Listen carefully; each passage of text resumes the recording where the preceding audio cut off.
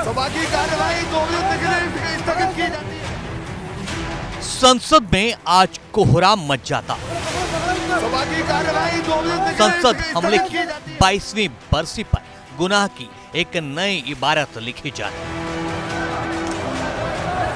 लेकिन गनीमत था कि लोकसभा की विजिटर गैलरी से कूदने वाले संदिग्धों के पास स्प्रे बम था। अगर असली वाला बम होता तो जाने क्या हो जाता। लेकिन अब सबसे बड़ा सवाल यह है कि जिस सांसद के पास पर इन आरोपियों के संसद परिसर और फिर लोकसभा की विजिटर गैलरी में एंट्री हुई, वो सांसद कौन थे, किन संबंधों के आधार पर पास मिला, एक सांसद की तरफ से पास जारी करने के नियम क्या हैं? मैसूर से बीजेपी के सांसद है प्रताप सिम्हा। आरोप लग रहा है कि लोकसभा में स्मोक बम लेकर दोनों युवक प्रताप सिम्हा के रिकमेंडेशन वाले विजिटर पास से ही संसद में दाखिल हुए थे। बसपा से निष्कासित सांसद दानिश अली ने भी ट्वीट करके प्रताप सिम्हा पर ये गंभीर आरोप लगाए हैं।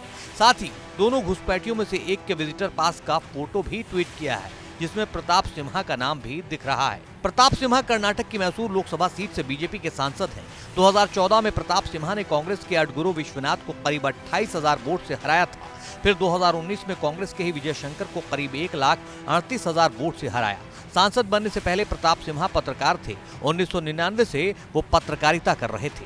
2014 में ये पेशा छोड़ा, बीजेपी से टिकट मिला और पहले ही चुनाव में जीतकर संसद पहुंच गए। प्रताप सिम्हा 46 साल के हैं, हिंदुवादी नेता की छवि है और बीते कुछ समय में कुछ विवादों में भी रहे हैं।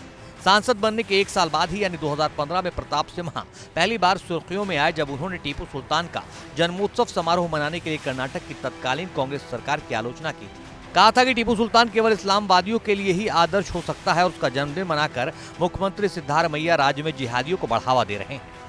तो सांसद जी के बारे में जान लिया। विजिटर गैलरी के लिए पास कैसे जारी होता है, नियम क्या है, ये भी जान लीजिए। लोकसभा में कार्रवाई देखने के लिए आपको एक फॉर्म भरना होता है। ये फॉर्म सीपीआईसी लोकसभा के रिसेप्शन ऑफिस या लोकसभा के आधिकारिक वेबसाइट पर मिल जाता है। फॉर्म में आवेदक को नाम, पिता का नाम, आयु, व्यवसाय, लोकल और परमानेंट एड्रेस जैसी जानकारी देनी होती है। इसके अलावा ये फॉर्म लोकसभा सांसद से वेरीफाइड होना चाहिए, यानी उस पर किसी भी लोकसभा सांसद के साइन और मुहर लगी होनी चाहिए। अब व्यवस्था क्या होती है ये जान लीजिए। लोकसभा में आम लोगों के लिए एक दर्शक दरगाह होती है। यहाँ ऊपर की तरफ आम लोगों को बैठाया जाता है, जहां से लोकसभा की पूरी कार्रवाई देखी जा सकती है। आपको लोकसभा में एंट्री के लिए पहले से पास दिया जाता है और इस पास में एक टाइम स्लॉट भी दिया जाता है। उस टाइम स्लॉट के हिसाब से आपको संसद में एंट्री लेनी होती है और उसके आधार पर ही आप कार्रवाई देख सकते हैं।